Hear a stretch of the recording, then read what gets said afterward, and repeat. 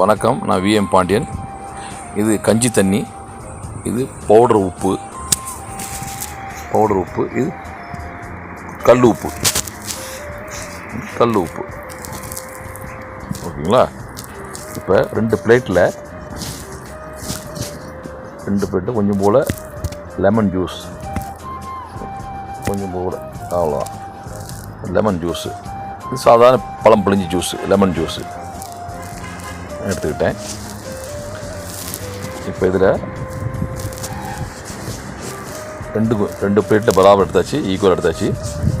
இப்போ இதில் நான் கஞ்சி வடித்த தண்ணியை 1 ஸ்பூன் எடுத்து ஊற்றுறேன். இது சாதாரண சாப்பாடு வடித்த கஞ்சி தண்ணி. இதுலேயும் ஊற்றிட்டேன், இதுலேயும் பராபராக மிக்ஸ் பண்ணுறேன் இந்த கஞ்சி தண்ணியை. ஓகே, இப்போ இதில் நான் இந்த பவுட்ரு உப்பை போடுறேன், 1 ஸ்பூன் பவுட்ரு உப்பை போடுறேன். பாருங்கள் எப்படி கருப்பாக மாறுதுன்னு, எவ்வளோ கெமிக்கல் பாருங்கள் இந்த பவுட்ரு உப்பில். இதில் இப்போ நான் கல் உப்பு போடுறேன் பாருங்கள், 1 ஸ்பூன் கல் உப்பு போட்டேன். நோ சேஞ்ச், எந்த மாற்றமும் இல்லை. எப்போயுமே கல் உப்பு யூஸ் பண்ணுங்கள், பவுட்ரு இப்போ யூஸ் பண்ணாதீங்க. இந்த இதுதான் உடம்புல போய் இல்லாத முட்டி தேய்மானம், கால்சியம் இல்லாத பிரச்சனையும் உங்களுக்கு உண்டாகுது. அதனால் எப்போதும் கல் உப்பு மட்டும் யூஸ் பண்ணுங்கள். வீடியோ பார்த்ததுக்கு நன்றி, வணக்கம்.